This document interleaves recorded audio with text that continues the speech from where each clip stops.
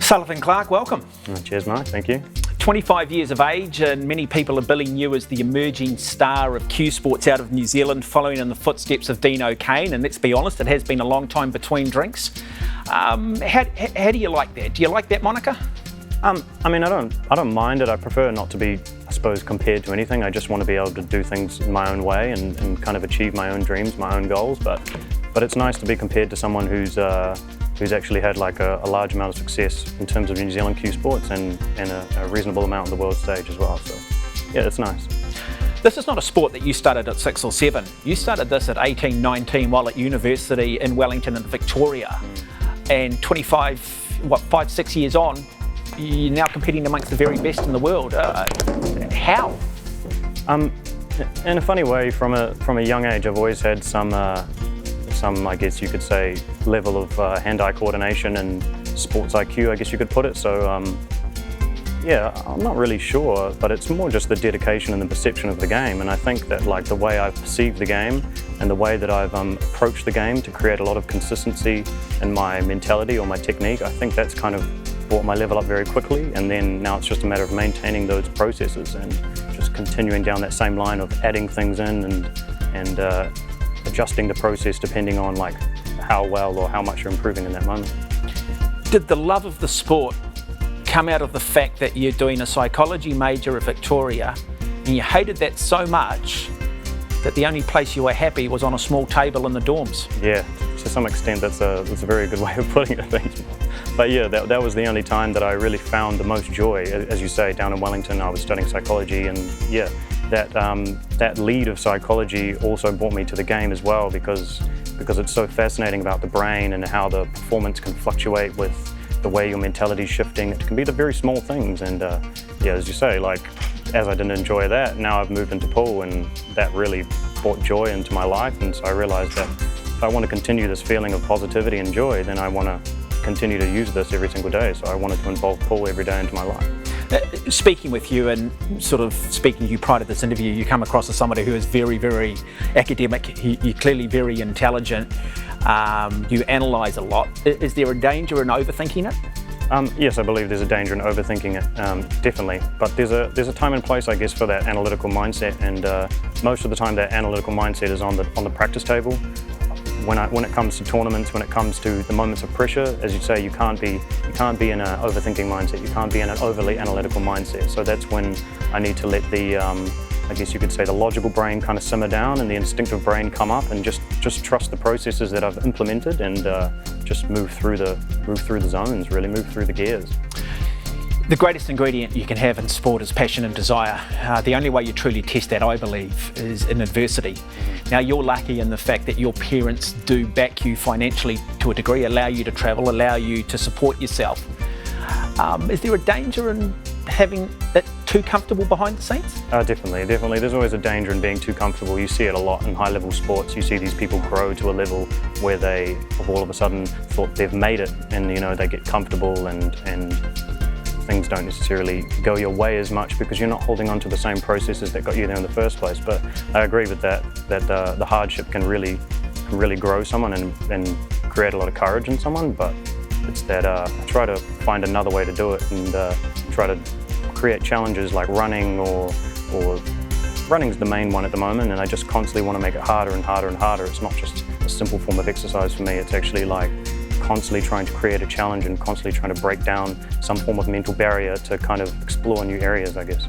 Yeah, you do a lot of reading. You've looked at what Formula One drivers do. You understand the importance of supplementary work. You understand the importance of going to the table after long days and having clarity. And as you've mentioned, running is that way.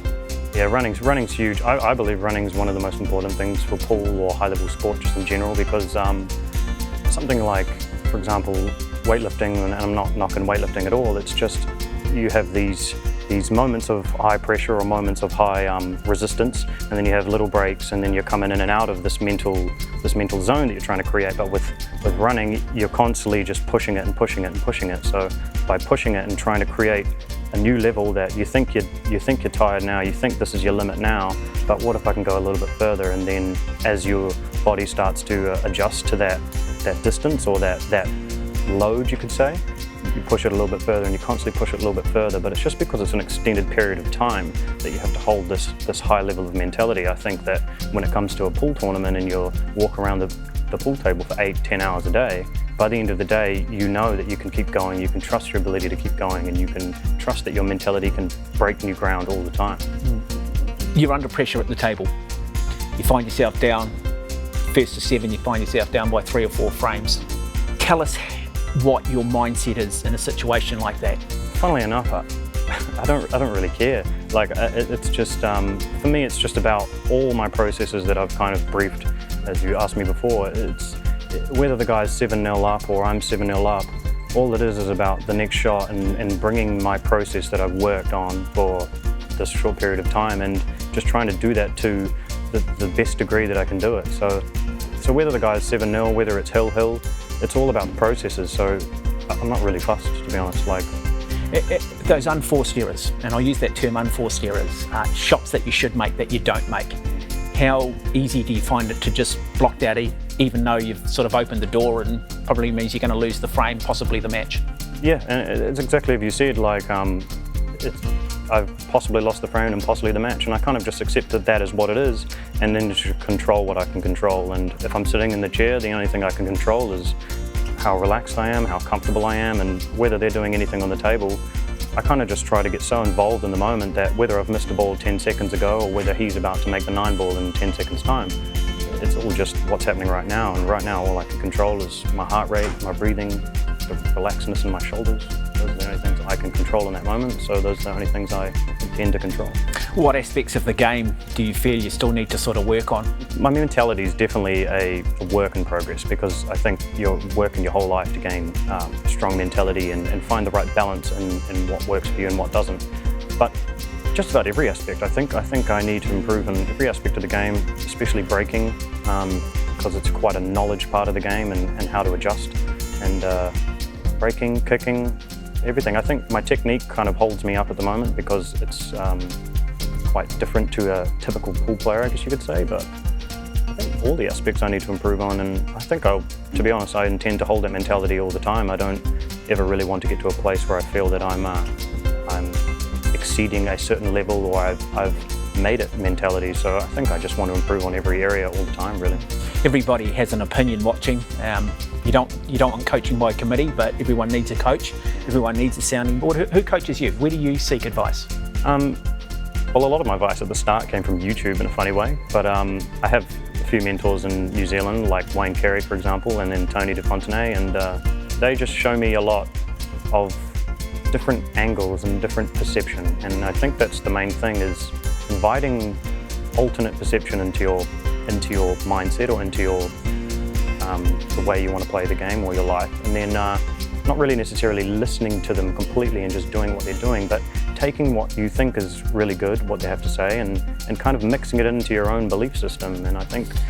So you back your own intuition? Yeah, I still know what works for you. I think that's the most important thing, again, is just trusting your own intuition. And if something doesn't work for someone else, or it does work for someone else, it doesn't necessarily mean it's going to work for you, but as long as their ideas are down the right path and you create new ideas, you can't really go wrong. And because you can always throw ideas out the window as long as you haven't fully implemented them into your processes. I just want to ask you this.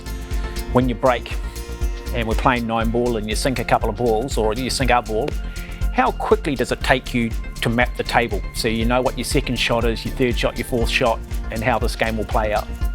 Normally pretty quickly. I can normally just glance at the balls, and you can kind of, because you're doing it so often and you're going through drills and routines that allow you to kind of perceive these patterns. I think most of the time you kind of just glancing at the balls and you can kind of see the angles that you need to use to get to another ball, to get to this ball, as you say, looking 3-4 shots ahead. But normally pretty much instantly. Most of the time you see players taking their time, perhaps looking at angles. I think it's more for a calamity thing. They're trying to just kind of really grain in, like, this is what I really intend to do, rather than kind of not really fully committing to their ideas. So normally pretty instantly, but... Is there room for risk in the game? Do you need at times to be a risky player? Are you a risky player? Definitely there's times to be risky. It's just much like any other sport, much like tennis, much like golf. There's times to attack, there's times to sit back and understand that you're not necessarily in your top gear yet, and you need to kind of allow a few more shots to push you into that gear. So yeah, it's definitely, you've got to be taking risks, and I would like to call myself a shot maker, but I wouldn't say I'm there yet because I haven't brought everything together. But yeah, definitely being a shot maker and being a risk taker is very important in pool and any high level sport, but it's all about timing. I'm a big believer in dreams. I think it doesn't matter how unrealistic other people might think they are. If they get you out of bed every day, get you to the table, get you out training, it's a good thing. What's the ultimate dream for you? What's the pinnacle? The pinnacle is really just for me to be as positive and happy within myself and within my game and within my life. It's not really about, it's not trophies, it's not about victories, it's not about being the best in the world. I think if I just hold myself accountable to the things that I want to achieve within myself, not within an external world, I think that those things will kind of come after. So as long as I constantly try to improve on myself and constantly try to create better processes that create better results and more calamity, and I think that's what's going to take me to the top. I think that's what's going to satisfy me the most, really. Sullivan Clark, privilege and a pleasure. Cheers, thank you.